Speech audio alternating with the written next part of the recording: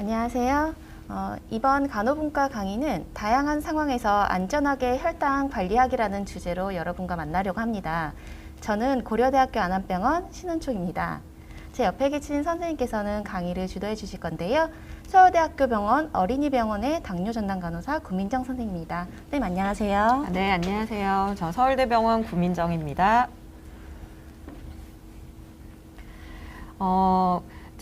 저희가 오늘 준비한 내용을 먼저 설명을 드릴게요. 목차는 이런 식으로 진행을 해보도록 하겠습니다. 우선 사실 이 모든 과정을 설명드리기 전에 일형당뇨병이 무엇인지 잠깐 설명을 드리고 넘어가도록 하겠습니다. 오전에도 아마 강의를 들으셨을 텐데요. 일형당뇨병 진행 과정은 우선은 췌장의 베타세포에서 인슐린을 만드는데 이게 면역적인 어떤 활성에 문제가 생기면은 우리 몸에서 인슐린을 만들고 있던 베타세포를 점진적으로 파괴하게 되고 그럼으로 인해서 인슐린 부족이 발생하게 돼서요. 그때서야 이제 일형당뇨병으로 진단을 받게 되는 거죠. 인슐린이 부족하면 포도당에서 에너지를 공급받을 수 없기 때문에 대체 에너지원으로 지방을 분해하면서 케톤체가 생성이 되게 되고 이 케톤체는 우리 혈액을 산성으로 바뀌게 하게 하면서 케톤산증으로 힘들게 만들게 됩니다. 그래서 일형당뇨병 진행 과정이고요.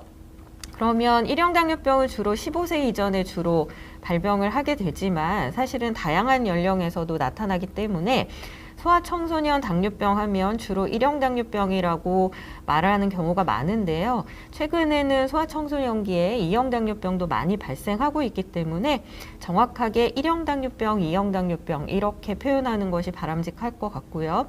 앞에서 말씀드린 대로 일형당뇨병은 유전적인 원인에 바이러스나 스트레스 같은 환경적인 요인이 포함되면서 발병하게 되고 일형당뇨병 진단을 받을 때 증상은 우리가 익히 알고 있는 당뇨병의 3다 증상, 다음, 다뇨, 다식뿐만 아니라 피로감, 아니면 비정상적인 체중 감소 이런 것들이 나타나고 여기에 더해서 케톤으로 인해서 호흡 시에 시큼한 과일향이 난다거나 이제 건조한 피부, 메스꺼움, 구토, 복토 등으로 증상을 느끼게 됩니다. 그래서 일형당뇨병을 진단을 받게 되면 가장 주된 치료는 인슐린이라는 거 모두 알고 계실 거예요. 그래서 소아청소년기의 일형당뇨병 관리는 인슐린이 가장 중요하고요. 혈당을 모니터링하기 위한 방법, 그리고 운동, 식사관리, 저혈당 대처와 예방, 이게 가장 기본인데 이제 소아청소년기의 특성상 정상적인 성장과 발달을 잘 모니터링 해야겠고 또 보육시설 혹은 교육기관에서도 부모님을 떨어져서 혈당 관리를 해야 되기 때문에 이 부분에 대해서도 잘 알고 있는 것이 필요하겠습니다. 소아청소년기의 특징에서 이제 식사 관리가 조금 성인하고 다른 부분이라 이 부분을 잠깐 설명드리고 넘어가면요. 우리가 혈당 관리를 위해서 무조건 덜 먹고 혈당을 관리를 해야 된다라고 생각을 하시는데 소아청소년기의 식사 관리는 일반적인 소아청소년의 식사 관리랑 다르지 않습니다. 특히나 이제 성장기이기 때문에 정상적인 성장과 발달을 위해서 적절한 칼로리를 섭취를 하게 해야겠고요. 그리고 건강한 식사를 통해서 정상 혈당을 유지하는 방법을 잘 알도록 해야겠고 그러면서도 건강 체중을 유지하는 것이 소아청소년기의 식사 관리입니다. 여기에서 한 번 더 강조드리고 싶은 것은 혈당 관리를 위해서 절대 먹는 거를 너무 많이 제한을 한다거나 이런 거는 바람직하지 않다라고 말씀드릴 수 있습니다. 소아청소년기에서 좀 적절한 식사를 하면서도 혈당을 잘 관리하기 위해서는 탄수화물 계산이라는 것을 하는데요. 6가지의 식품군, 곡류군, 어육류군, 채소군, 지방군, 우유군, 과일군 중에 탄수화물이 들어가 있는 곡류군과 우유군, 과일군을 탄수화물을 잘 계산을 해서 주사를 하면 되겠습니다. 이를 위해서 곡류군 1교환이 탄수화물 23g, 그리고 우유군은 10g, 과일군은 12g의 탄수화물을 가지고 있고 이것들을 잘 계산할 수 있는 방법을 알고 있는 것이 중요하겠습니다. 탄수화물을 계산할 수 있다면 여기에 맞춰서 인슐린 용량을 계산하는 탄비, 인슐린 탄수화물 비인데요. 인슐린 1단위당 섭취 가능한 탄수화물의 양을 아는 것이 필요하고, 예를 들어 이것은 이제 병원에서 정해 주실 텐데 인슐린 탄수화물비가 5입니다 라고 하면 이 사람은 인슐린 1단위당 탄수화물 5g을 섭취를 할 수 있다라는 것이고, 그렇다면 총 탄수화물 50g을 섭취를 하려고 할 때 50 나누기 5에서 10단위의 인슐린을 주사를 하고 먹으면 된다라는 겁니다. 그래서 이 부분을 여러분들이 잘 인지하고 있다면 조금 더 융통성 있고 다양하게 먹을 수 있는 식사를 평소에 할 수 있다라고 할 수 있습니다. 똑같은 일형당뇨병 관리라도요, 성인과 소아는 조금 다를 것 같아요. 그래서 이번에는 성인기 일형 당뇨병 관리에 대해서 신은총 선생님이 좀 설명해 주시겠어요? 네. 설명하기 앞서서 질문이 하나 있는데. 아, 그래요? 네. 네. 어린이들은 당뇨병 진단을 받으면 어떤 것을 주의해야 할까요? 라는 질문이 있는데, 방금 식사 관리 외에도 또 주의해야 할 것들이 있다면 간단하게 얘기해 주실 수 있을까요?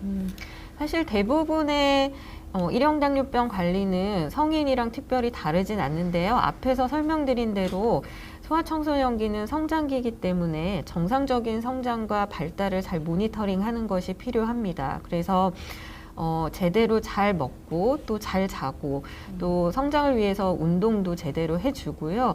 그런 것들이 잘 관리가 되고 있는지 병원에서 주기적으로 체크받는 것이 필요합니다. 그 부분이 조금 소아청소년기에 주의해야 될 점이라고 보면 되고요.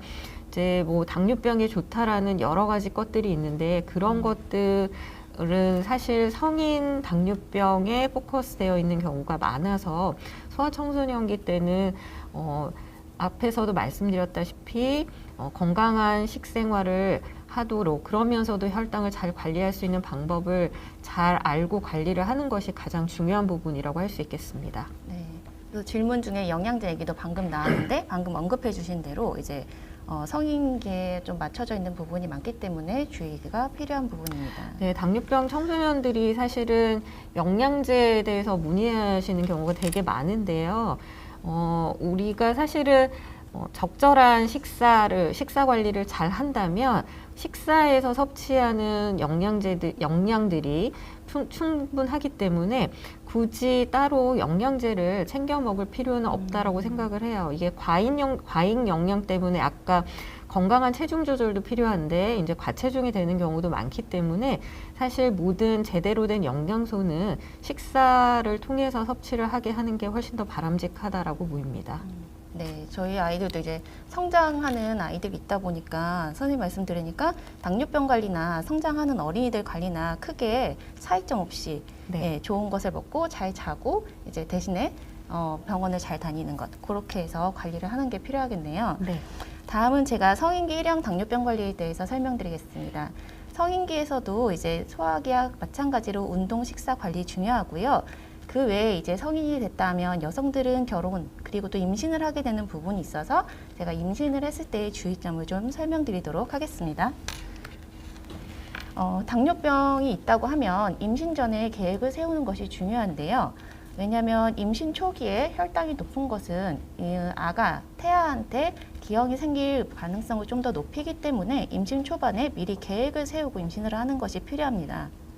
임신 중에서는 일반적으로 혈당 관리 목표는 임신성 당뇨, 그러니까 당뇨가 임신을 해서 생기는 경우에는 식전 혈당 95, 식후 1시간 140, 식후 2시간 120 이하를 목표로 보고 있습니다.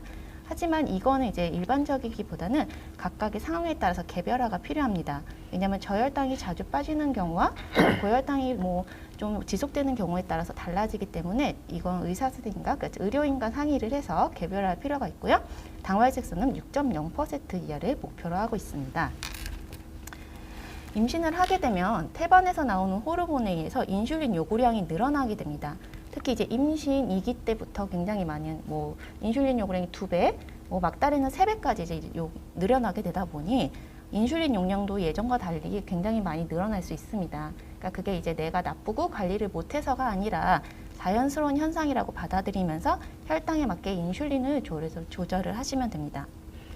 임신 중 고혈당이 있게 되면 산모 측에서는 산모가 혈압이 높아진다거나 아니면 양수가 많아진다거나 이제 아기가 굉장히 커져요. 거대하라고 해서 4kg 이상의 아이가 커지기 때문에 수술적으로 분만을 해야 되는 상황이 생기게 됩니다.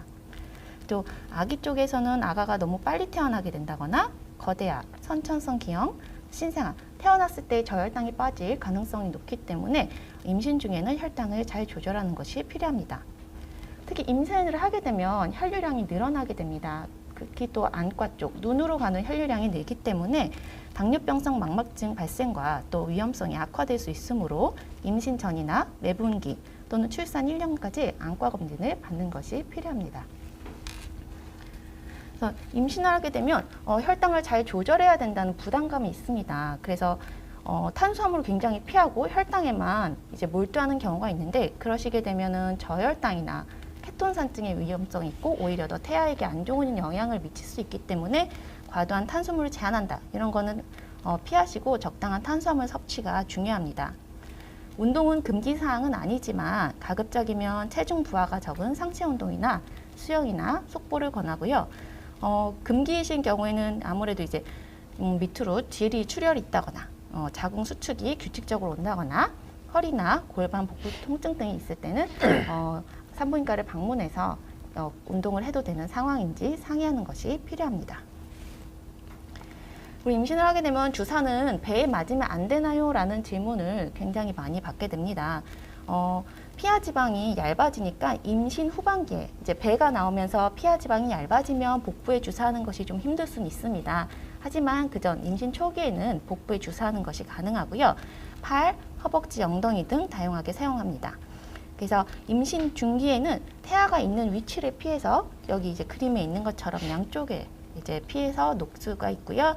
임신 이제 후반기에는 허벅지나 이제 팔, 옆구리 쪽으로 주사하는 것을 권합니다. 예, 최근에는 혈당 모니터링을 하는 방법이 좀 다양해지고 있어요. 예전 같은 때는 이제 손끝에서 굉장히 아프게 체열을 했는데 이러한 것들을 조금 더 개선시키고 더 좋아지는 방법들이 있다고 하는데 구민정 선생님 알고 계시는 방법을 지금 소개해 주시겠어요? 네.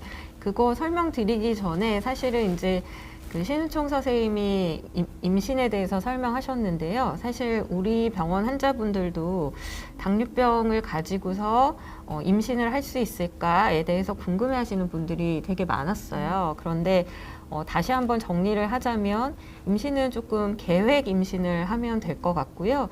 예전에는 그 정상분만을 하는 경우가 많지는 않았는데 요새는 임신 기간 중간에 철저히 계획을 해서 혈당을 잘 관리를 한다면 출산 때 그냥 정상분만을 하고 아이를 하나, 둘, 셋까지도 낳는 사람들도 제가 많이 봤기 때문에 일형 당뇨병이 있다고 하더라도 임신이 불가능한 게 아니다. 그리고 건강한 아이를 출산할 수 있다라는 거를 잘 알고 계시면 좋을 것 같습니다.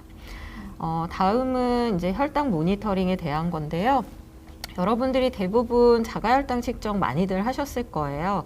자가혈당 측정에서 주의할 사항들을 잠깐 짚고 넘어가면 보통 혈당 검사할 때 우리가 알코올솜으로 소독을 하는 경우가 많은데 알코올이 피부를 건조하게 만들고 또 굳은 살도 많이 생기게 만들어서 손 관리가 잘 안 되는 경우가 많습니다. 그래서 급하게 혈당을 측정해야 되는 상황이 아니라면 체열하기 전에 따뜻한 물로 손을 깨끗이 씻고서 잘 말린 상태로 체열을 해도 되고요. 그리고 체열할 때는 본인이 좋아하는 두 손가락이 있어요. 한두 손가락에만 계속 체열을 하게 되는데 조금 열 손가락 잘 돌려가면서 체열을 해야지만 한 곳에 집중되지 않아서 굳은 살 안 생기게 할 수 있고요. 그리고 아시다시피 가운데보다는 옆쪽 측면을 활용을 하시는 것이 덜 아프게 체열할 수 있겠고 또 체열기에 우리 체열 깊이를 다 설정할 수 있게 되어 있죠. 보통은 몇 단계에 체열하냐고 물어보면 대부분 막 3단계, 4단계 이렇게 맞춰놓고 하는 경우가 많은데요. 적절한 깊이를 잘 설정하는 것이 좋아요. 그래서 한 소아 청소년은 한 1단계에서도 충분히 체열이 가능한데 대부분 왜 3단계, 4단계로 이렇게 높아지는지를 보니까 다들 슬쩍 대고 체열을 합니다. 그러니까 바늘은 살짝 나오는데 가까이 바짝 붙여서 체열하지 않기 때문에 단계가 높아지는 건데요.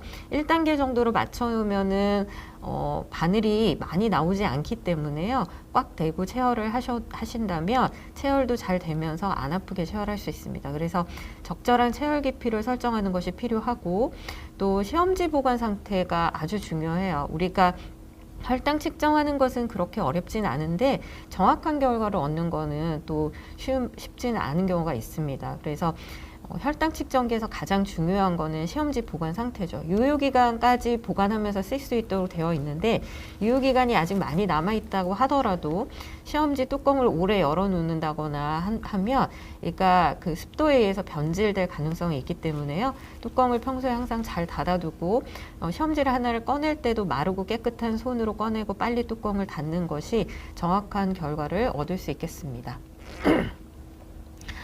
자가혈당 측정만 하시는 경우들도 아마 있으실 거예요. 그러면 혈당 측정은 하루에 몇 번 정도 측정해야 되나요? 라고 할 때 우리가 목표로 하는 당화혈색소를 얻기 위해서는 하루에 최소 6회에서 10회 정도의 혈당 측정을 해야 된다라고 하고요. 혈당을 언제 재야 돼요? 그러면 우리가 식전도 재고 식후도 재고 또 자기 전이나 새벽도 측정을 해야 되는 상황들이 있는데 시간대별로 이 측정을 왜 하는지를 알고서 하는 게 좀 필요하다는 생각을 합니다. 보통은 이제 식전 혈당은 우리가 인슐린 주사를 맞을 때요, 그냥 식사 인슐린만 주사를 하지 않고 교정 인슐린 걸 주사를 하죠. 왜냐하면 식전에 혈당이 너무 높은 상태에서는 식사 인슐린만 주사해서는 식후 혈당이 떨어지지 않으니까요. 그래서 식전 혈당을 측정을 하는 것은 교정 인슐린이 필요한지 확인을 하기 위해서고, 또 식후 2시간은 아까 앞에서 말씀드린 대로 인슐린 탄수화물비를 적용한다고 말씀드렸는데 인슐린 탄수화물비가 적절한지, 만약에 식후 2시간 혈당이 목표 범위를 벗어났다면 인슐린 탄수화물비 조정이 필요한지 아닌지를 확인하기 위해서 식후 2시간 혈당을 측정한다고 보시면 되고, 자기 전이나 새벽은 이제 야간에 혈당을 봐서 우리가 사용하고 있는 장시간형 인슐린, 주로 기저 인슐린 용량이 적절한지를 알아보기 위해서 하는 거다. 그래서 우리가 시간대별로 혈당을 측정하는 게 왜 이 시간에 왜 측정하는지를 좀 알고서 측정을 하면 좋겠다라는 거고요. 자가혈당 측정으로는 사실은 측정 시 시점의 혈당만 알 수 있는데 그렇다면 내가 측정을 하고 있지 않은 시간대에는 어떻게 나오는지를 잘 모르잖아요. 그래서 측정하고 있지 않은 시간대에 저혈당이나 고혈당을 파악하지 못하는 경우들이 있습니다. 그래서 최근에는 이제 이런 걸 알려주는 연속혈당 측정기들도 많이 사용을 하고 계시고요. 연속혈당 측정기의 원리는 우리가 실제로 혈액 속에 있는 포도당을 직접 측정을 하는 게 손끝체열이라면, 연속혈당 측정기는요, 혈액 속에 있는 포도당이 세포 속으로 들어가기 위해서 세포와 세포 사이에 간질액으로 빠져나와 있는데, 이 세포와 세포 사이에 간질액에 있는 포도당에 센서가 반응하도록 되어 있습니다. 그래서 이렇게 반응을 해서 이 센서가 5분에 한 번씩 주로 혈당을 측정을 하고요. 이 측정한 데이터를 스마트폰 앱으로 전송을 하게 하는 게 연속 혈당 측정의 원리입니다. 그래서 하루에 한 288회의 혈당을 측정을 하도록 되어 있는데, 사실 이렇게 연속 혈당 측정기 때문에 최근에는 혈당 조절이 훨씬 더 수월해진 게 사실입니다. 하지만 여기에서 간과하지 말아야 되는 것이, 연속혈당 측정기는 혈액으로 직접 재는 게 아니라 세포 간질액 속의 포도당 수치를 측정을 하다 보니 혈액의 포도당이 간질액으로 빠져나오는데 한 5분에서 15분 정도 걸립니다. 그래서 센서에서 알려주는 혈당 수치가 실제 혈액의 혈당 수치랑 정확하게 같지 않다라는 거를 알고서 확인을 하시면 좋을 것 같고요. 우리가 사용하는 연속 혈당 측정기 종류들이 국내에는 3가지가 있는데요. 덱스콘과 가디안 커넥트, 리브레 이렇게 있습니다. 리브레 같은 경우에는 태그를 해서 데이터를 보게 되어 있고, 덱스콘과 가디안 커넥트 같은 경우에는 블루투스로 연결해서 굳이 태그하지 않고 갖다 대지 않더라도 5분에 한 번씩 자동으로 계속 스마트폰이나 이런 데이터를 전송을 해줄 수 있는 그런 기기입니다. 일형 당뇨병은 아시다시피 연속혈당 측정이 보험 적용이 되죠. 보험 적용을 받는 경우에 이렇게 태그를 해야 되는 리브레 같은 경우에는 본인 부담이 한 월 55,000원 정도 되고요. 이제 넥스컴이나 가디안 커넥트는 태그를 하지 않고 또 알람, 저혈당 알람, 고혈당 알람도 보내주는 대신에 얘네들은 조금 더 비쌉니다. 그래서 보험 적용을 받아서 하게 되면 월 한 11만 1,000원 정도의 본인 부담이 발생하게 되죠. 연속 혈당 측정기는 대부분 이제 스마트폰에서 이렇게 혈당만 보여주는 것이 아니라 혈당의 추세 화살표도 같이 보여주게 되어 있는데요. 이 추세 화살표는 혈당의 변화의 방향과 속도를 보여줍니다. 보통 옆으로 가는 화살표는 최근 한 5분에서 15분 사이에 혈당 변화가 거의 크지 않다라는 걸 반영을 하고요. 하나나 두 개, 세 개에 따라서 혹은 비스듬하게 하나, 두 개 이렇게 기기에 따라서 화살표가 나타나는 게 조금씩 다르기는 한데요.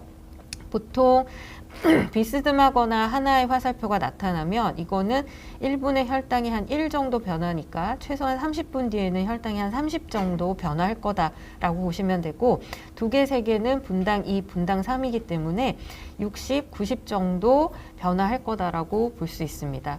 그래서 자가혈당 측정과 다르게 연속혈당 측정기는 혈당 추세까지 같이 보여주기 때문에 아까 혈액의 혈당 측정과 다르게 시간차가 5분에서 15분 정도 차이가 난다고 말씀을 드렸는데요. 대신 이 추세 화살표를 볼 수 있기 때문에 이 추세 화살표를 반영을 해서 우리가 앞으로의 혈당 조절에 조금 더 반영을 해서 관리를 할 수가 있습니다.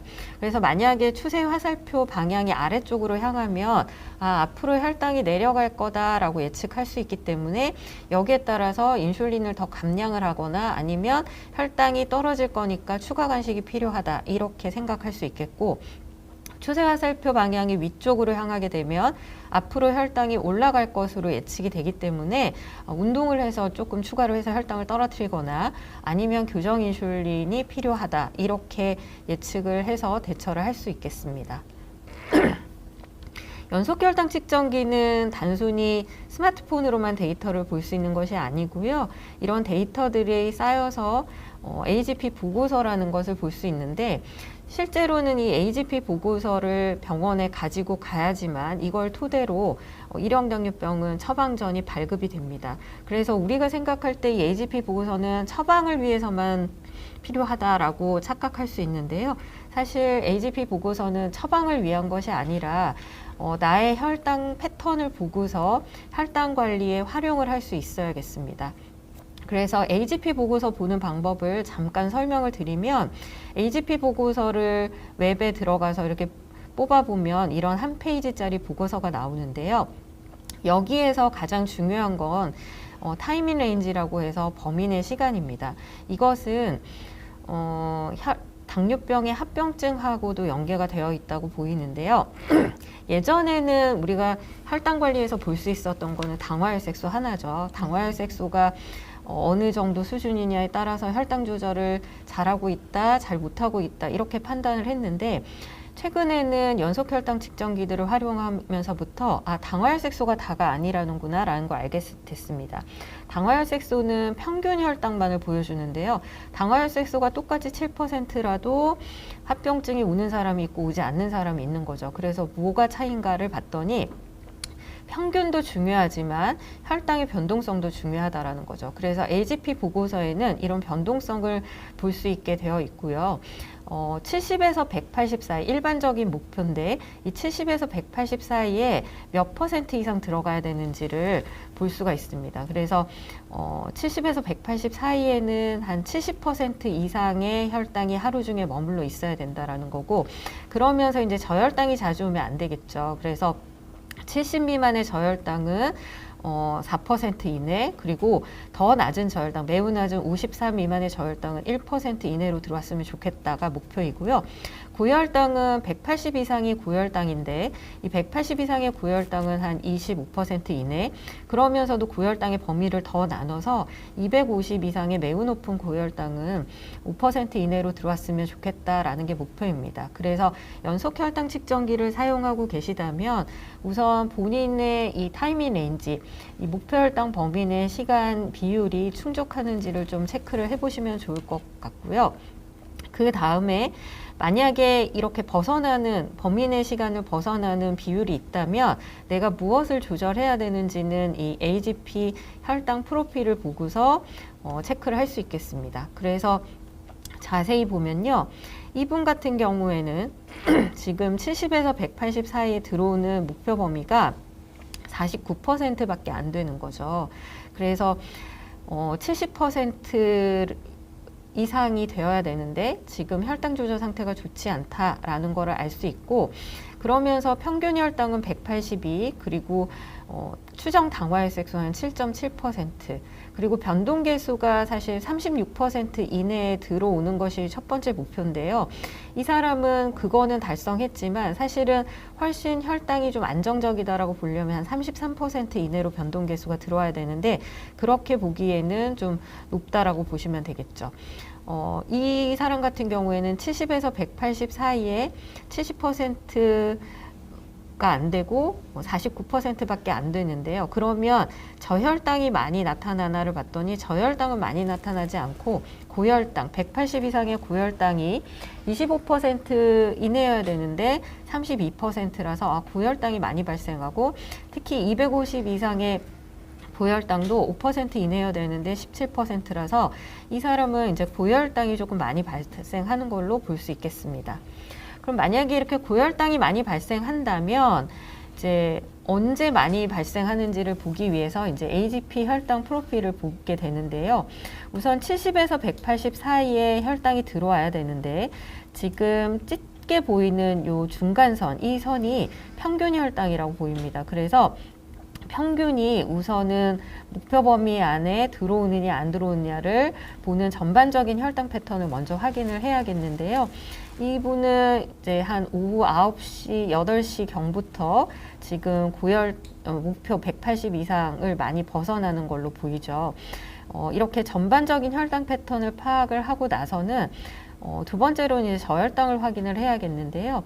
저혈당은 이분 같은 경우에는 이제 저혈당이 오기는 하는데 자주 오지 않는다라는 게 이 짙은 선이 평균을 의미하고, 그 다음이 파란색 짙게 나타나는 이 부분이 25%에서 75%이라고 해서 주로 뇌혈당이 많이 나타나는 시간이라고 보시면 되고요. 지금 아주 연하게 나타난 이 점선 부분은 5%에서 95%이라서 자주 나타나지는 않지만 가끔 특별한 상황에서 나타나는 저혈당이라고 볼 수 있습니다. 그래서 이분의 혈당을 보면은 저혈당은 주로 자주 나타나지는 않지만 가끔 어떤 특정한 상황에서 이제 새벽에 이렇게 저혈당이 오는 걸 볼 수 있고요. 하지만 이제 대부분은 고혈당이 많이 발생하는 것으로 볼 수가 있겠습니다. 그래서 오전 시간부터 오후 시간 내내 그리고 밤까지도 고혈당이 많이 나타나는 걸 보면 내가 이 시간에 왜 고혈당이 나타나는지, 예를 들어 아침에 식사 인슐린이 부족해서 오전부터 혈당이 높아지는지, 인슐린을 빠뜨리는 건 없는지, 아니면 뭐 운동이 부족하진 않은지, 이런 원인들을 파악을 해서 다음번에는 이런 보고서에서 이런 고혈당 부분들이 조금 줄고 목표 범위 안으로 많이 들어오는 비율을 높이도록 하는 것이 AGP 보고서를 분석하는 목적이고요. 그래서 이 AGP 보고서는 앞에서도 말씀드린 것처럼 처방을 위해서가 아니라 내가 집에서도 최소한 1, 2주에 한 번씩은 데이터를 뽑아서 점검을 할 필요가 있고요. 이렇게 점검을 해서 식사, 운동, 인슐린 용량을 적절하게 조정을 해야지만 이런 데이터들이 모여서 3개월치 AGP 보고서를 뽑아 봤을 때 목표 범위를 좀 달성할 수 있게 하겠다라고 볼 수 있습니다. 선생님 그 질문인데 저희가 당화혈색소라는 말을 많이 쓰고 있는데 그 뜻을 대강은 알겠지만 정확한 뜻을 모르겠다는 의견이 있는데 네, 한번 설명해 주시죠. 네, 당화혈색소는 헤모글로빈 A1C라고 해서요. 최근 2, 3개월간의 평균 혈당을 반영을 하는데 주로 병원을 다니시는 당뇨병 환자분들 같은 경우에 혈당 조절을 평상시에 조금 불량하게 하다가 우리가 병원을 가는 날 뭐 한 일주일 전부터는 조금 긴장하면서 식사도 조정하고 좀 덜 먹고 운동도 하다 보면은 병원 당일날 와서 피를 뽑았을 때 공복 혈당은 좀 낮을 수 있잖아요. 근데 평상시에 혈당 조절 상태를 그 혈당이 잘 나왔다고 해서 조절 잘한다라고 말할 수는 없죠. 그럴 때 보는 게 우리가 당화혈색소라는 건데요. 당화혈색소는 최근 3개월간의 평균 혈당을 반영을 하는 거니까 하루 이틀 혈당 조절을 잘했다 못했다에 크게 달라지지 않습니다. 평소의 혈당 조절 상태를 반영을 해주는 거라고 보시면 되는데요. 정상은 5.7 미만이 정상이고요. 당뇨병은 6.5%보다 높으면 당뇨병으로 진단을 받게 되고 5.7에서 6.5% 사이는 당뇨병 전 단계라고 볼 수 있는데 우리가 당뇨병이 있는 사람들은 처음에 진단받을 때 6.5% 이상에서 대부분 진단을 받게 되고요. 이제 일형 당뇨병은 보통은 한 7, 혈당 조절을 정상에 가까우면 좋기는 하겠지만 그래도 한 7% 이내로 조절을 하는 것이 일반적인 목표이고요. 2형 당뇨병은 조금 더 낮게 한 6.5% 미만으로 목표를 두죠. 그런데 당화혈색소가 낮아지면 낮아질수록 평균이 낮아지기 때문에 저혈당의 위험도 조금 증가하는 게 사실입니다. 그래서 이 당화혈색소의 목표는 의료진과 상의를 해서 좀 개별적으로 선택을 할 수도 있게 됩니다. 3개월 평균 혈당이라고 보시면 되고요. 그리고 혈당 측정기 측정할 때 이게 과연 믿을 만한 혈당 측정기인지 병원과는 차이가 있다라는 얘기를 많이 듣습니다. 혹시 그럴 때 이 혈당계가 괜찮은지 점검하는 방법이나 이런 것에 대해서 설명해 주실 수 있을까요? 네.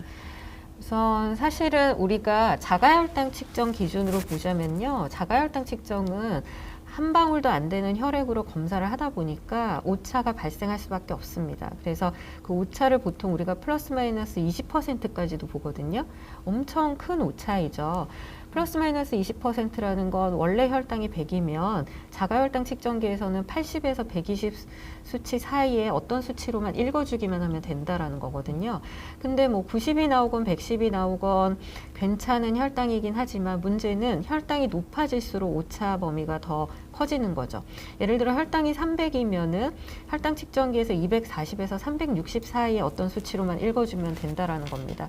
그래서 혈당 측정기를 똑같이 두 대를 놓고 체열을 해서 똑같은 혈액을 묻혔을 때 어떤 혈당 측정기에는 혈당이 330이 나오고 어떤 혈당 측정기에는 혈당이 270이 나오게 되죠. 그러면 60 이상 차이가 나기 때문에 우리 혈당 측정기 뭔가 이상한 거 아니야? 라고 생각을 하시게 되지만 오차 범위 안에 있어서 사실은 다 비슷한 혈당이라고 보시면 됩니다. 그럼 이렇게 차이가 나면 어떻게 해? 라고 하시겠지만 사실 270이든 330이든 고혈당인 것 같고 대부분 대처 방법도 동일합니다. 그래서 우리가 개인이 재는 혈당 측정기는 이 정도의 오차를 가지고 있는데요.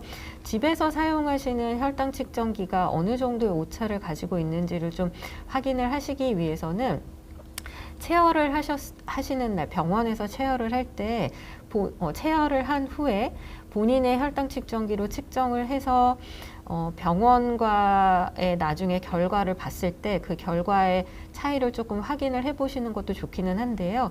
여기서 주의하실 거는 병원에서 재는 건 우리가 정맥혈로 측정을 하고 우리 혈당 측정기는 손끝 혈당, 이 모세혈관으로 측정을 하는데요.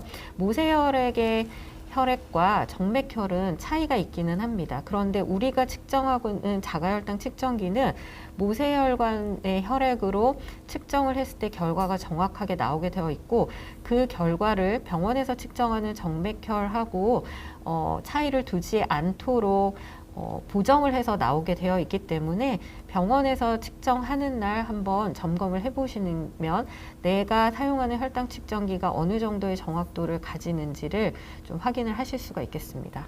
네.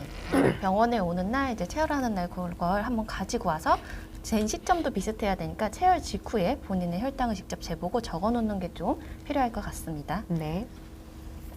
자, 그러면 연속혈당 측정기에 대해서 다시 설명을 드릴게요. 사실은 연속혈당 측정기가 이렇게 24시간의 혈당을 모니터링 할 수 있어서 좋기는 하지만 이제 장착했을 때 조금 문제 상황들이 좀 있어서 우선은 그 부분에 대해서 고려할 사항을 좀 설명을 드리면, 우선 장착을 할 때 적절한 부착 부위를 선택하는 게 되게 중요한데요.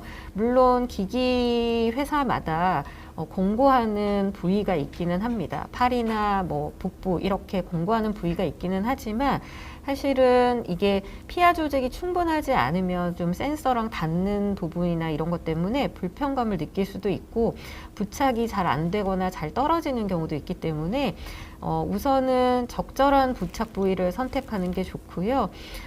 이전에 부착한 부위에 이제 상처가 난 부위가 있다면 그런 부위들은 좀 피해 주는 것이 좋고, 최소한 이전 부착 부위에서 한 일주일 정도의 시간 간격이 필요하고요. 또 의복이나 아니면 수면 자세, 피하 조직이 풍부한지 이런 것들을 좀 고려해가지고 선택을 하시는 게 좋고요. 또 특히나 이제 센서에 압력이 가해지면 데이터가 정확하지도 않을 수 있고 또 조금 불편감을 느낄 수 있기 때문에 이런 부위를 좀 주의하시는 게 필요하겠습니다. 그리고 센서 부위는 이제 피부가 조금 예민해질 수 있기 때문에요. 피부 관리도 신경 써주시는 게 필요한데, 우선은 센서를 부착하기 전에 피부를 깨끗이 씻고 완전히 건조시킨 상태에서 부착을 하는 것이 좋겠고요. 이제 채모가 많은 경우에는 부착이 잘 안 되는 경우가 있기 때문에 필요하다면 채모를 좀 제거를 해주시고, 또 잘 말린 상태에서 부착을 해야 부착력이 좋아지기 때문에 샤워 직후에는 조금 피해서 부착을 하시고, 만약에 빠르게 부착을 해야 된다면 피부를 좀 헤어드라이어로 잘 말린 후에 부착을 하시는 게 좋겠고요. 또 땀이 많이 난다 하는 분들은 좀 발한 억제제를 사용을 하면 조금 도움이 될 수가 있겠습니다. 그럼에도 불구하고 좀 잘 떨어진다라고 하시는 경우에는 부착력을 높이는 테이프들이 조금 있고요. 그래서 살펴보면 이렇게 스프레이나 아니면 알콜솜처럼 생겨가지고 그 부위에 스프레이로 뿌리거나 알콜솜처럼 닦으면 그 부위에 피부 보호막이 아주 얇게 생기면서 피부도 보호해주고 그러면서 좀 찐득찐득해서 부착력을 높여주는 이런 제품들도 나와 있고요. 또 이제 테이프 종류들도 있어서 사실 이런 것들을 좀 활용을 해보시면 좋은데, 어떤 게 좋아요? 라고 물어보시는 경우가 많습니다. 그런데 이게 사실 개인 차이가 너무 심해서요. 나에게 잘 맞는 제품이 다른 사람에게는 좀 알러지를 유발하는 경우들도 있거든요. 그래서 만약에 피부에 조금 문제가 있다면 다양한 제품들을 좀 써보시고 본인에게 적절한 제품들을 찾는 것이 필요하겠습니다. 센서를 부착을 했다가 나중에 제거할 때 또 피부에 상처가 잘못 제거하면 상처가 생기는 경우도 많아서 센서를 제거할 때 좀 조심스럽게 제거를 하시는 게 필요해요. 그래서 갑자기 테이프를 확 떼거나 하면 이제 피부에 이제 자극을 줄 수 있기 때문에요.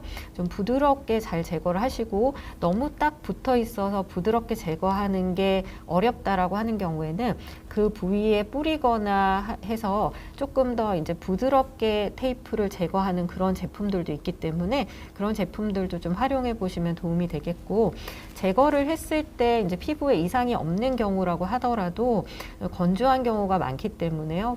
보습 로션을 발라서 피부를 좀 잘 진정을 시켜주시는 게 좋고, 손상은 없지만 조금 자극이 있다라고 하면은 항염증제나 혹은 항소량제 같은 거를 약국에서 구입을 해서 적용을 하실 수도 있겠고, 또 손상은 되었지만 감염이 되지 않았다라고 하면 거기에 적절한 제품들을 활용을 해가지고 통증이나 가려움증을 치료할 필요가 있겠고요. 만약에 이제 피부가 손상이 됐는데 그 부위가 감염이 됐다라고 하면 빠르게 병원을 가서 치료를 받으시는 게 필요하겠습니다. 네. 인슐린 치료를 하다 보면 고민되는 부분 중에 하나가 바로 이제 인슐린으로 인해서 살이 찌는 거, 특히 주사 부위가 단단해지거나 살이 찐 것처럼 보이는 경우가 있을 거예요. 그게 이제 지방 비대증이고, 이 지방 비대는 한번 생기면 잘 없어지지 않기 때문에 미리 예방하는 게 굉장히 중요한 부분이라 이 부분을 한번 설명드리도록 하겠습니다. 네. 지방 비대의 문제점.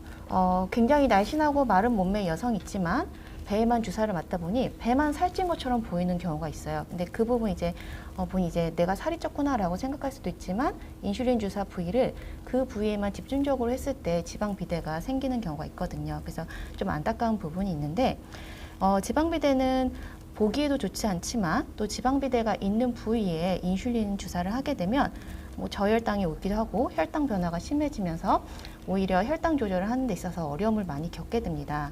그래서 예기치 못한 저혈당, 그리고 이제 당화혈색소의 상승, 그리고 또 당뇨병성 케톤산증의 발생, 증가를 위험인데요. 저희도 이제 처음 보이는 왼쪽에 보이는 사진은 실제 이제 환자분 사진인데 정확하게 그냥 전체적으로 살이 찐 것처럼 보이지만 여기 보시면 이제 주사 자국이 몰려 있고 또 그 부위만 유난히 톡 튀어나오고 만졌을 때 딱딱한 느낌이 드는 부분이 있습니다. 그래서 내가 맡고 있는 부위가 혹시 이러지는 않은지 점검을 하는 것이 필요합니다. 그래서 지방비대의 관련 요인이 여러 가지가 있는데요. 대표적인 게 바로 주사 부위를 순환하지 않았을 때와 또 같은 부위 반복 주사를 했을 때입니다. 그리고 주사 바늘을 재사용했을 때, 또 인슐린 사용 기간이 길수록, 또 양이 많을수록, 또 유병 기간이 길수록 이런 것들의 요인의 원인을 받게 되는데요.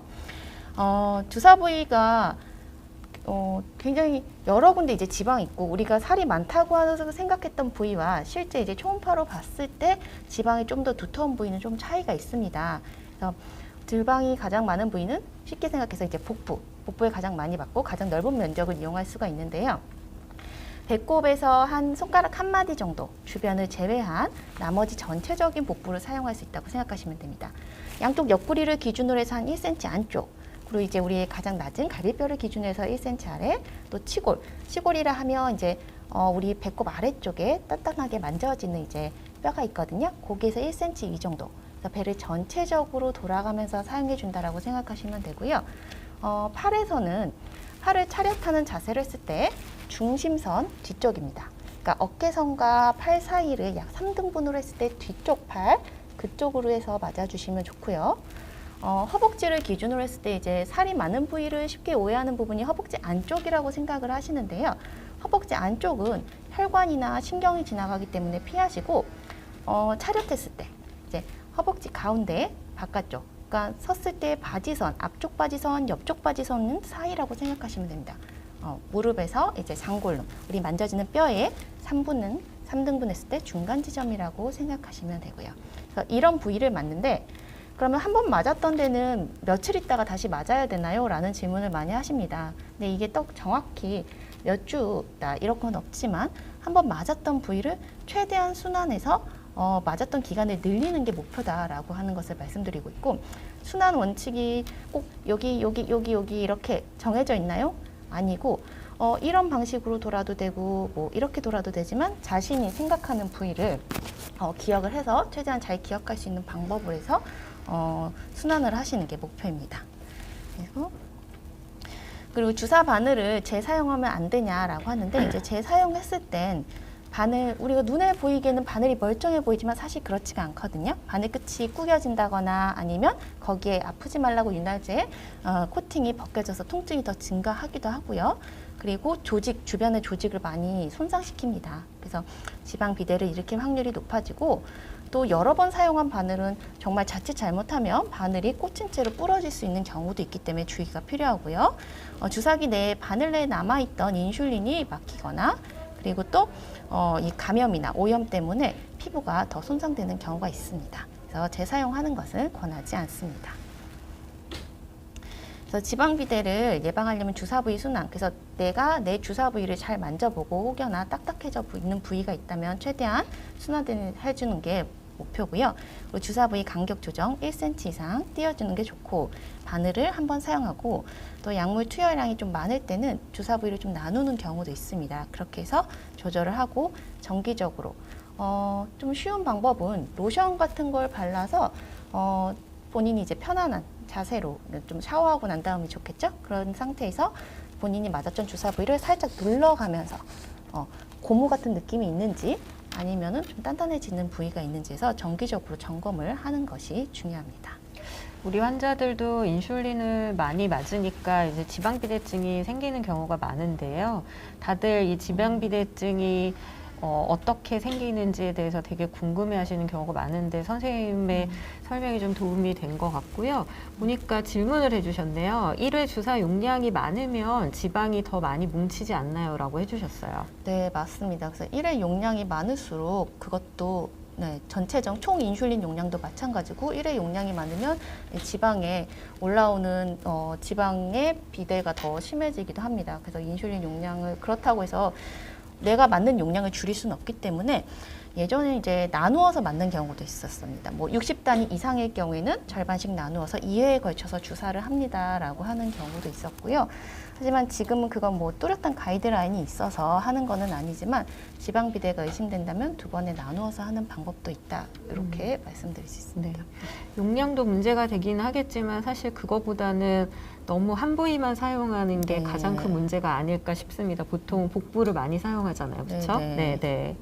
저 팔 같은 경우도 봤습니다. 팔도 음. 이제 한쪽 팔만 유난히 전 남자분이셔서 그게 근육이라고 생각을 했었는데 유난히 맞았다 보니까 오른손잡이시니까 왼팔에만 계속 맞다 보니까 거기만 유난히 이제 차이가 나게끔 생긴 경우도 있어서 그런 것도 이제 한 군데만 맞지 않도록 주의해 주시는 것이 필요합니다. 네. 네, 이제 이번에는 그 저혈당 대처 및 글루카곤 사용법에 대해서 좀 한번 설명을 드려보도록 할게요. 저혈당은 사실 우리 인슐린을 맞으면 저혈당이 잘 오긴 하지만 보통 사람들도 일반적인 저혈당은 발생할 수가 있습니다. 밥을 한 2끼 정도 굶었을 때 증상이라고 보시면 되는데요. 배고프고 손도 떨리고 기운이 없이 축 처지기도 하고 가슴이 두근거리거나 식은땀 나거나 그리고 배가 고프면 우리가 짜증이 나는 것처럼 기분의 변화가 생기거나 이런 것들이 전부 저혈당 증상인데요. 일반적으로 저혈당은 혈당이 70보다 낮은 것을 저혈당이라고 하죠. 그래서 이런 증상들이 나타나면 우선은 진짜 저혈당인지 확인하기 위해서 혈당을 좀 측정을 해보시고 혈당을 측정을 했을 때 진짜 70보다 낮으면 저혈당 간식을 먹도록 되어 있는데요. 저혈당 간식을 먹고서 15분 정도는 휴식을 취하는 게 좋습니다. 왜냐하면 먹었다고 바로 혈당이 올라가는 게 아니라 흡수되는데 15분이 걸리기 때문이죠. 그래서 15분 후에 다시 혈당을 측정을 했을 때 혈당이 70보다 높아져 있는지 저혈당이 아닌지를 확인하는 게 일반적인 저혈당 대처 방법입니다. 근데 저는 오늘 여기에서 그 적절한 저혈당 응급식품에 대해서 조금 더 강조하고 싶은데요.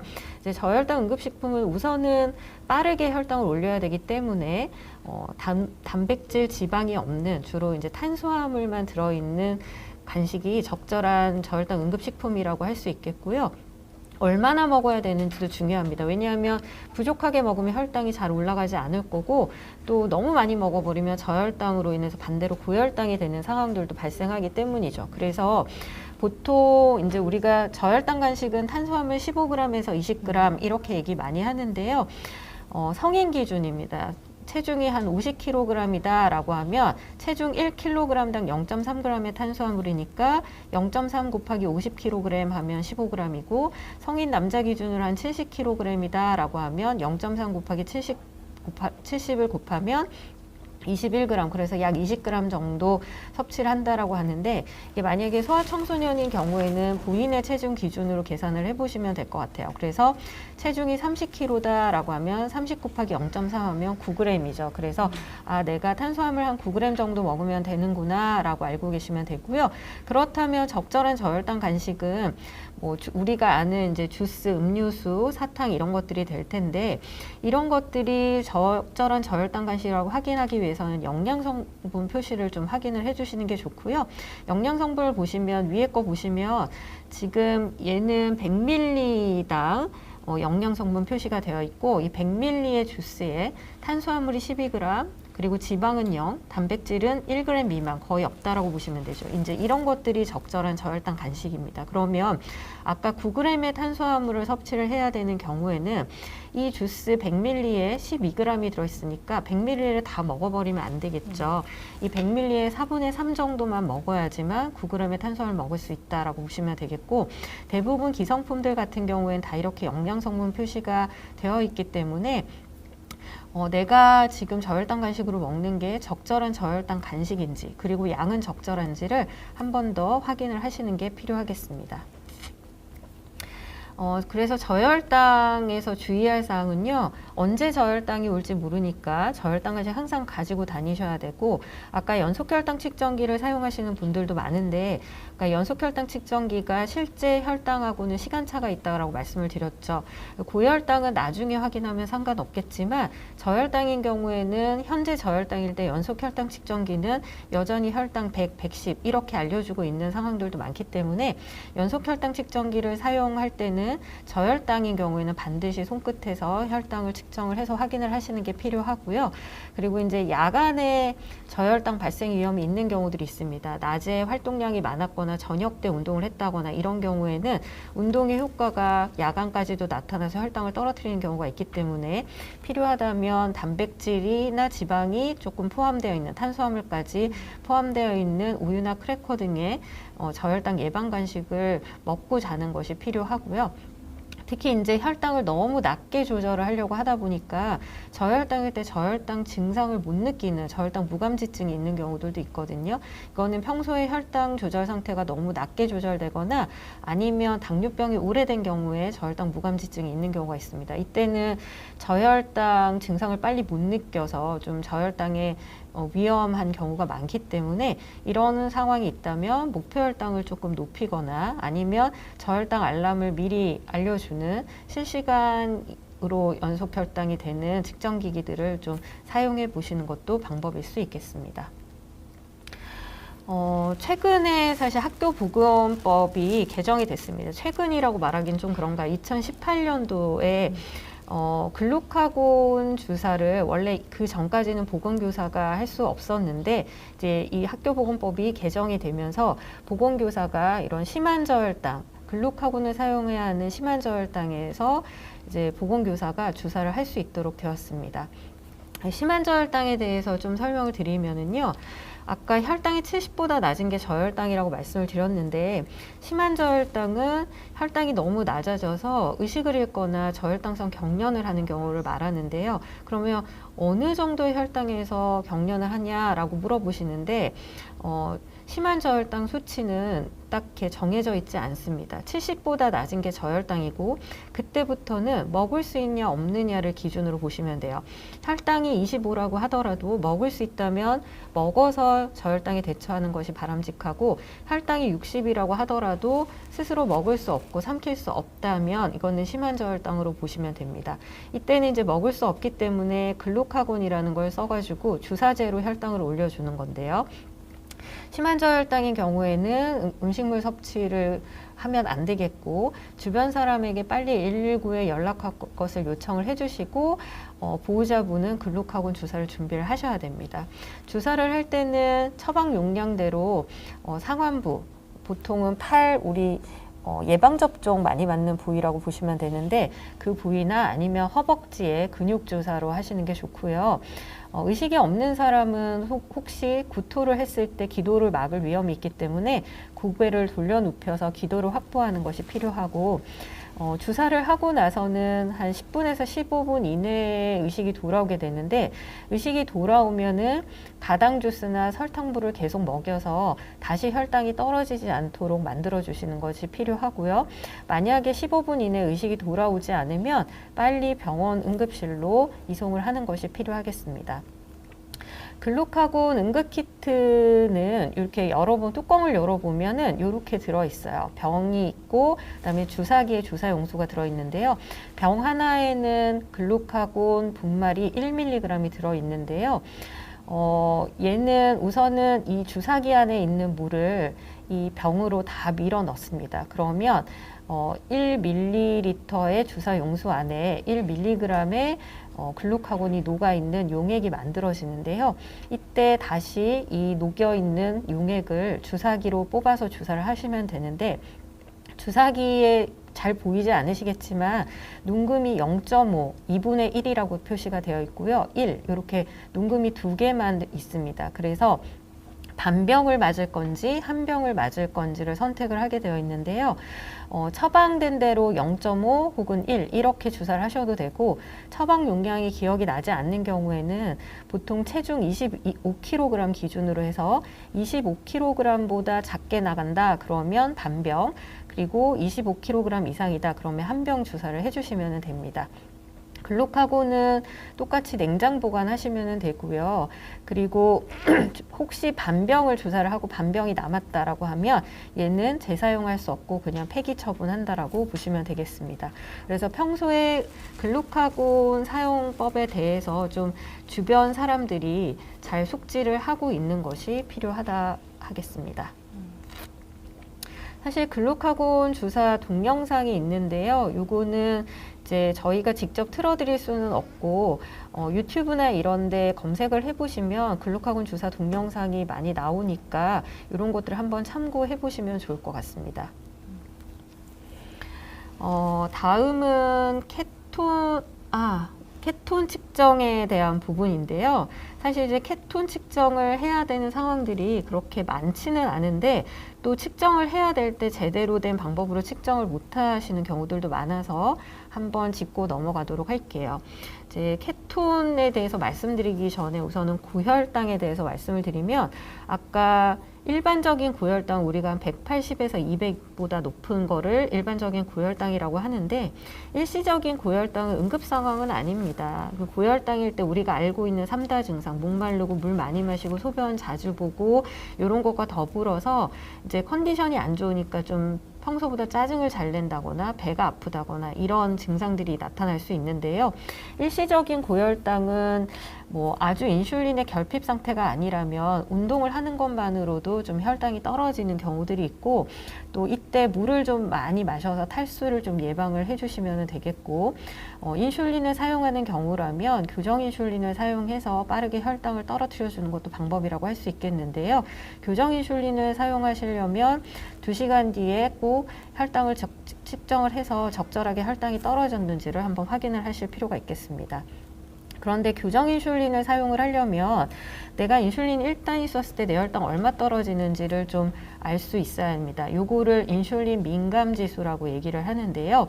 보통 교정 인슐린을 사용할 때는 어느 상황이냐면 목표 혈당을 벗어났을 때, 그럴 때 그 목표 혈당을 벗어난 현재의 혈당을 다시 목표 범위 안으로 가지고 오도록 하기 위해서 필요한 인슐린이라고 보시면 되고요.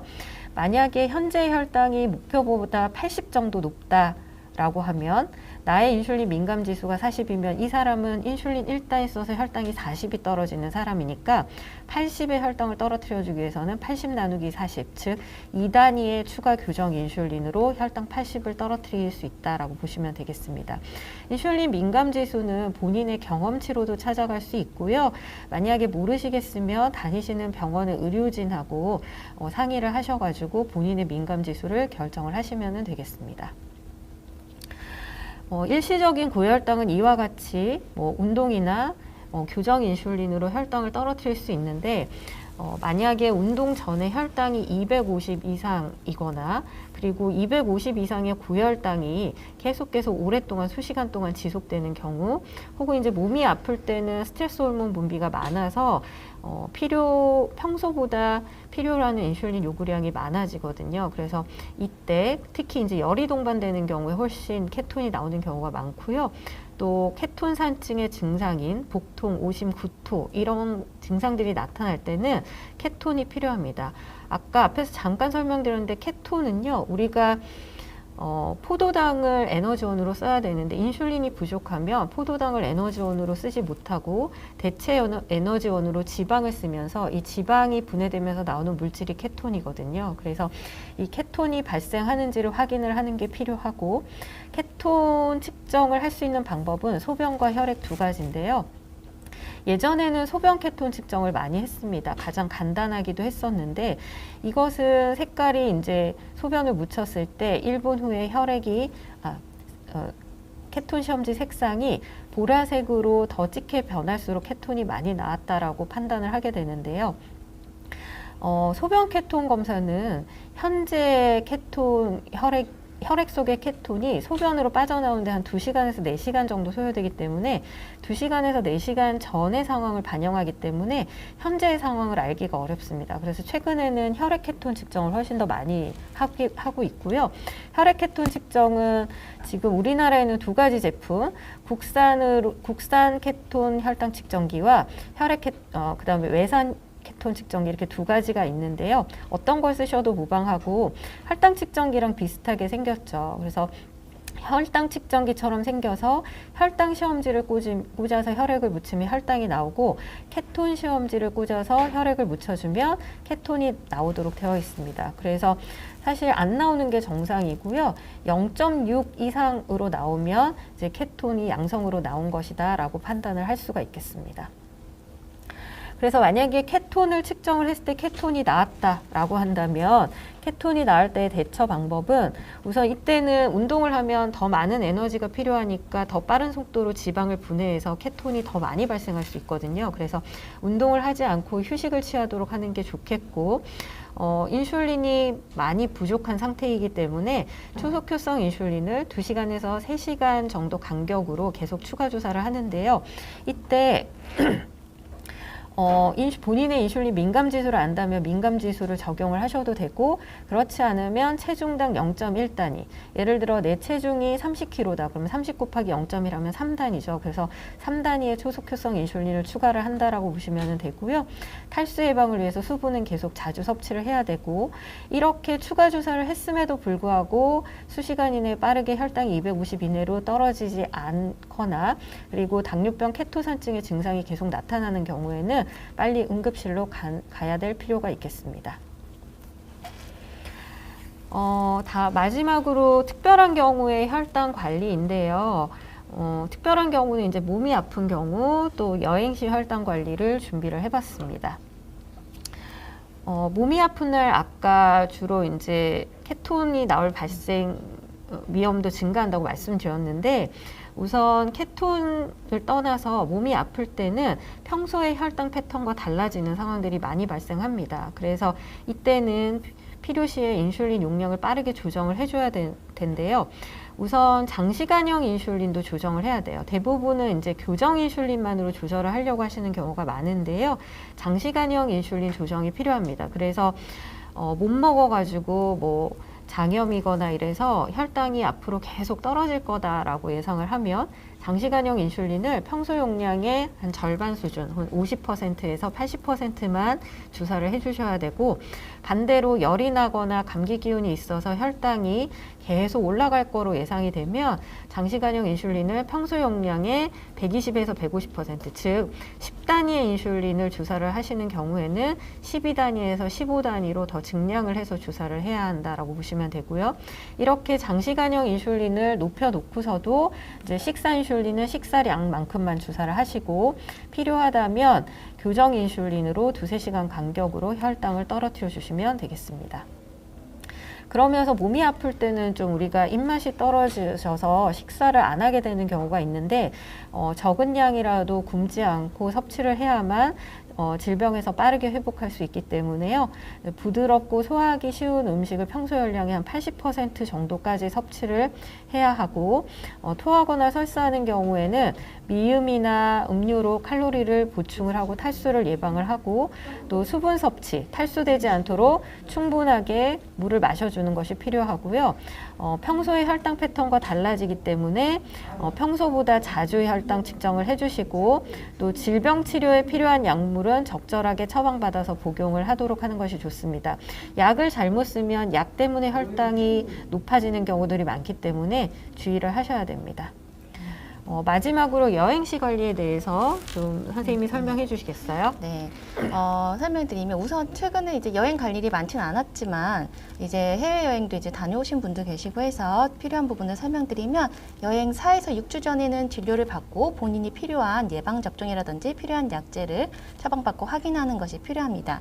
특히 장거리 운전 시에는 출발 전에 혈당을 꼭 측정하시고 2시간에서 3시간마다 정차하면서 걷거나 스트레칭을 해주시는 게 필요하고요. 해변에 갔다 또는 이제 그럴 경우에도 발 관리가 좀 필요한데요. 이제 여행이니까 예쁜 신발을 신고 싶으시겠지만 혹시라도 그 예쁜 신발 때문에 발이 다치는 경우가 많기 때문에 평소 잘 맞았던 그런 편안한 신발을 미리 준비해서 가시는 게 좋습니다. 그리고 맨발을 피하고 해변에서도 신발 신는 걸 권합니다. 준비물로는 당뇨병 인식표라든지 충분한 양의 인슐린, 그리고 인슐린 주사용품, 비상약품, 그리고 혈당 측정 용품도 충분히 준비해 가시는 게 필요합니다. 그리고 저혈당 간식은 꼭 필수이고 필요한 경우에는 영문 진단서나 영분 처방전이 필요한데요. 그래서 해외여행 갈 때는 미리 영문 진단서와 영문 처방전을 발급 받으셔야 되고, 인슐린 같은 경우에는 이제 화물칸에 싣게 되면 얼 수 있기 때문에 꼭 기내에 가지고 타야 하는데, 최근에는 연속 혈당 측정이나 인슐린 펌프를 달고 계시는 분들도 많습니다. 근데 엑스레이 검색대를 통과하게 되면은 기계에 문제가 생길 수도 있기 때문에 그 보안 검색대에서 엑스레이 통과하지 않고 하는 방법을 하시려면 출국 최소 일주일 전에 특별보안 물품 허가 신청서 및 X선 보안 검색 시 형질 변경 가능성 확인서라는 양식을 받아서 사전 신청을 하고 허가를 받을 수 있습니다. 그래서 아래와 같은 전화번호로 연락을 하시면 되고요. 당뇨식이 필요한 경우에는 미리 항공사에 연락하시고, 또 장거리 비행을 한다 그러면 1시간에 한 번씩 스트레칭 하는 것을 권합니다. 이상으로 저희가 준비한 내용은 여기까지인데요. 아까 지나오면서 질문에 미처 답해드리지 못했던 부분이 있는데, 제가 혹시 선생님 영화들을 좀 많이 만나시나요? 네. 그래서 영화에 대한 분유에 대한 질문이 있어서 그 부분을 한번 대답해 주시는 게 좋은데, 특별히 영화가 당뇨병에 걸렸을 때 특별한 분유가 있냐라는 질문으로 제가 봤는데 혹시 그런 것이 있는지. 네. 뭐 분유가 특별히 뭐 당뇨용 분유가 따로 있는 건 아닙니다. 그래서 사실은 모든 우리가 그 소아청소년기 당뇨병 하면 뭔가 특별한 게 있나라고 생각을 하시는데요. 뭐 우리가 먹는 거나 이런 거는 다 마찬가지로 똑같이 다른 아이들처럼 해주시면 되고, 단 우리가 그런 것들을 하면서 정상 혈당을 잘 유지하기 위한 방법들을 잘 알고서 관리를 하실 필요가 있다라고 보시면 되고요. 그리고 마지막으로 아까 여행 시에 대해서 설명을 하셨는데, 사실 여행 시에 우리가 보통 물건을 한 2~3배 정도 가지고 필요 물품을 챙겨가라고 하잖아요. 최근에 저희 환자분께 연락을 받은 게 유럽으로 여행을 가셨는데, 유럽 여행 갔다가 돌아오려고 하는데 요새는 이제 다 PCR 검사를 하잖아요. 그래서 네. 코로나 진단을 받으셔가지고 돌아오는 일정에 못 돌아오시고 인슐린은 부족한 상태라고 막 급해하면서 연락을 하신 경우가 있었는데, 이제 요새는 특히나 해외여행 하시는 경우에 이런 일들이 잘 발생할 수 있기 때문에 물품 같은 거 충분히 챙겨가시도록 그렇게 하시는 게 좀 필요할 것 같습니다. 네, 물품도 한 곳에서 있으면 그 파우치를 잃어버리면 전체를 잃어버리는 경우가 있어서 약을 조금 2군데로 나눠서 가는 것도 좀 좋은 방법일 것 같긴 네, 합니다. 맞습니다. 네. 저희 그러면 지금까지 간호분과 다양한 상황에서 안전하게 혈당 관리하기를 했고요. 강의해 주셔서 감사합니다. 네. 마무리 짓도록 하겠습니다. 감사합니다. 네, 수고 많으셨습니다.